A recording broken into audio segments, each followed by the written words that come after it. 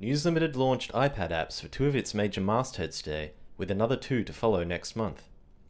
The Daily Telegraph and Herald Sun apps are now available on a monthly subscription of $7.99, with both also featuring content from their related Sunday papers.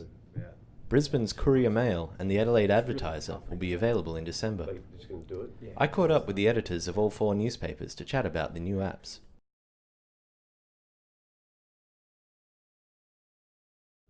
I think the market isn't big today, but it's growing at this incredible exponential rate. So, we know there are about 300,000 iPads that have been sold in Australia so far, and that's just in a few months.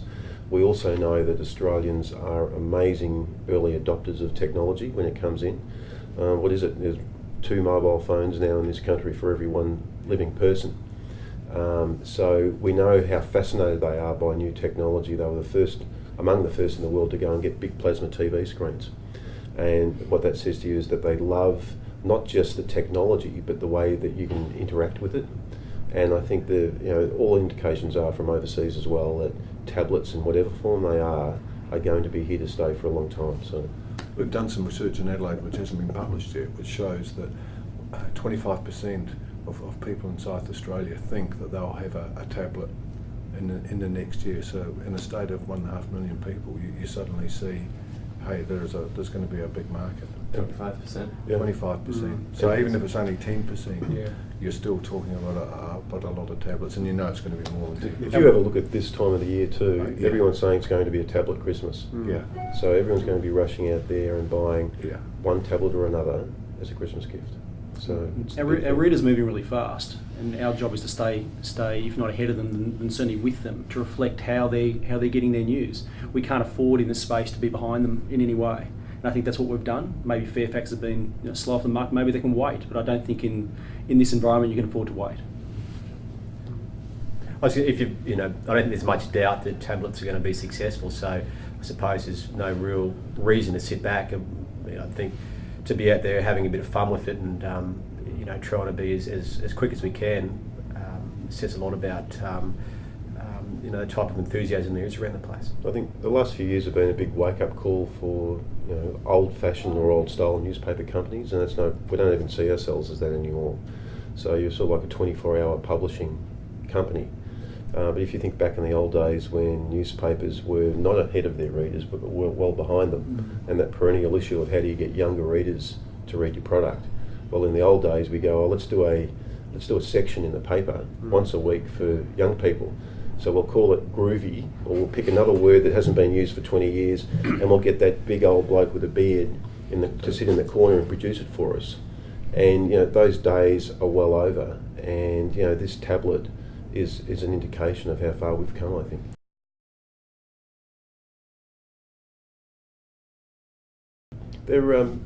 They're actually different people. The people who read the paper, the people who come to the website are coming there for different reasons, and they snack. They come in, they use the web differently than the way they use the paper or the tablets from what we've seen on the research so far. So, what this is an opportunity to sort of instead of just releasing a story in a newspaper and it thuds on the front lawn of someone at 5:30, 6 o'clock in the morning, and our story there, a big splasher, a big exclusive that we start the day and we drive the agenda, that's out there, and then we lose it because suddenly the radio stations are all over it.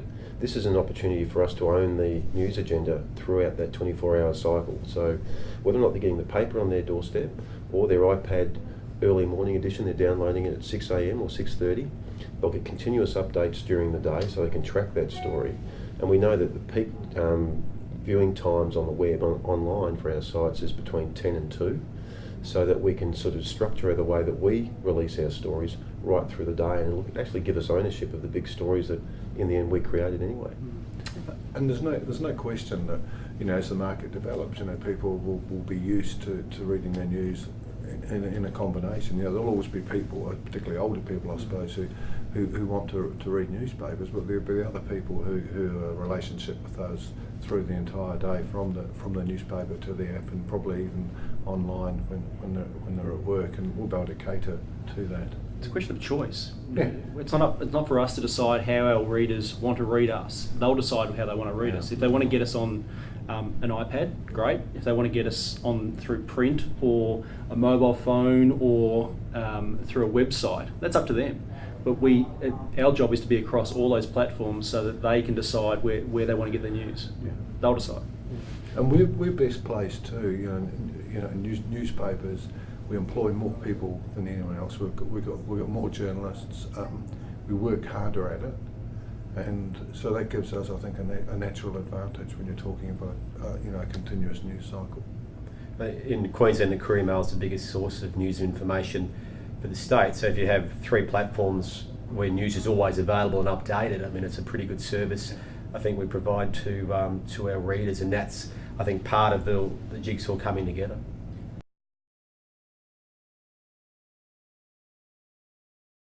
The bundling with print is certainly something that we'll be moving towards. I think, once again, it's a question of choice. So if somebody wants to get the printed product once a week, they can. But they can also get our website when we move towards a paywall, and also the iPad app as well. Once again, it's choice. Up to the readers when they want us. If they want the paper once, twice, 3 times a week, 7 days a week, great. But they can also get all these other things thrown in. It's a question of brand. If they want the Herald Sun brand, they can get it in whichever platform they want.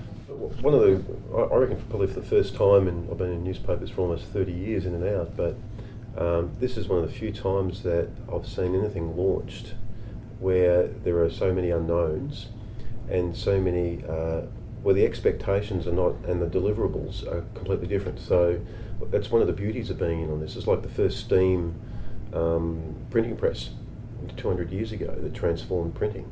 Suddenly we're on this sort of verge of transforming not only the way that we work, but the way that we interact with readers. And anything could be possible. And so you go into work every day now not thinking you've just got to produce this thing at 10 o'clock at night, but you don't know what the outcome will be. And, these tablets will be around for a long time, but I don't know if suddenly we'll be doing Star Wars styles 3-dimensional delivery of news on your coffee table, in 5 years' time as well. There's no question before very long there'll be a 3D tablet. In fact, I think they're already trying. Yeah. So, Look, it is the most exciting time in journalism. I know there's a view around the world that there's this view that newspapers in trouble, etc. But newspapers in Australia aren't in trouble in any way like the United States or the UK. In fact, they're very strong in Australia.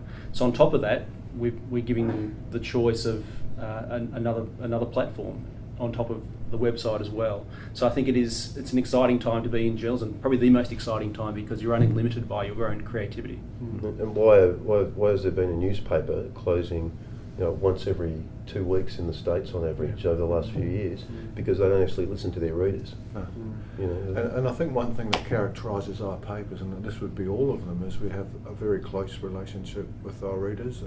I think because we listen and we work at it, but I think also too, Australian readers have this great sense of community, and the newspaper is part of their community, and they feel that they actually own a part of the newspaper, and so they actually want the paper, whether they love us or not many people hate us, not that buy the papers, but they love to have the opportunity to have an opinion and to have some interaction. So this just gives us more advantages because they can take us wherever they go. They're actually guiding our news agenda now, because we're going to our 10 a.m. morning conference now, and the first briefing that we get is from online, and it's not about how many people are reading each story, it's about what the comments are. So we know what's heating up, what buttons are being pushed, and how aggressive they are. I mean, there's only one unifying thread, is that there's 380,000 people out there who all think they can edit the paper better than me. And I'm not going to argue with them. I think as well, at the Courier-Mail, we're selling more papers now than we did 5 years ago. Now we've gone from broadsheet to compact in that time, but our circulation from 5 years ago is up, and not by only a few thousand copies. So if you look at that long term, I think it's quite encouraging. And obviously they're challenging times for the printed product, but if you can't be excited about what's happening at the moment, you're pretty hard to get pleased, I think. Nick Evershed reporting for the NPA.